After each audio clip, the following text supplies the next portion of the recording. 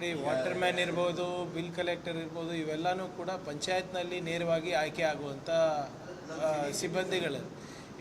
Even urban local body are ಇದು there is very limited scope of promotions and permanent. ಆಮೇಲೆ ಅದು ಮಾಡಿದ್ರೆ ನೀವು ಲಕ್ಷಾಂತರ ಜನರಿಗೆ ಮಾಡಬೇಕು ಅಂದ್ಬಿಟ್ಟು ಹಲವಾರು ಇಲಾಖೆಯಲ್ಲಿ ಯಾರಿಗೆ ನಾವು ಔಟ್ಸೋರ್ಸಲ್ಲಿ ತೊಗೊಂಡಿದ್ದೀವಿ ಅವರಿಗೆ ಕಾಯಂ ಮಾಡಬೇಕು ಅಂತ ಪ್ರಸ್ತಾವನೆ ಇದೆ. 16ನೇ ಹಣಕಾಸು ಬಂದಾಗ ಕೂಡ ಇದೆಲ್ಲ ಚರ್ಚೆ ಆಯಿತು.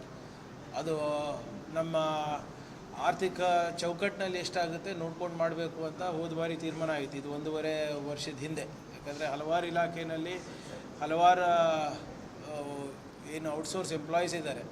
ಕಾರ್ಪೊರೇಷನ್ನಲ್ಲಿರ್ಬೋದು, ನಿಮ್ಮ ಇನ್ಸ್ಟಿಟ್ಯೂಷನ್ಸ್ ಯಾವುದು ನಿಮ್ಮ ಜಯದೇವ ಅಥವಾ ಬೇರೆ ಇನ್ಸ್ಟಿಟ್ಯೂಷನ್ಸ್ ಇರ್ಬೋದು, ವಿಕ್ಟೋರಿಯಾ ಹಾಸ್ಪಿಟ್ಲ್ ಇರ್ಬೋದು, ಮತ್ತು ನಿಮ್ಮ ಸ್ಥಳೀಯ ಸಂಸ್ಥೆಗಳಲ್ಲಿರ್ಬೋದು ಇದ್ದಾರೆ.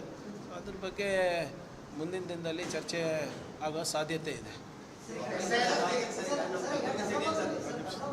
ನೋಡಿ ಇವರೇ, ಈಗಾಗಲೇ ಲಾಜಿಕಲ್ ಎಂಡ್ ಅಂದರೆ ನನಗೆ ಫಸ್ಟು ಇವರು ನೋಟಿಸ್ ಕೊಡಿಸ್ತಾರೆ MHAಯಿಂದ.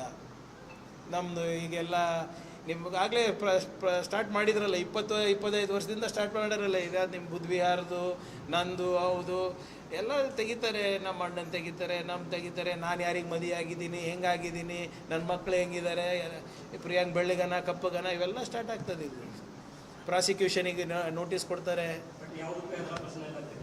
Do I look scared? Sir, ಈಗ ಎಲ್ಲನೂ ನಾನು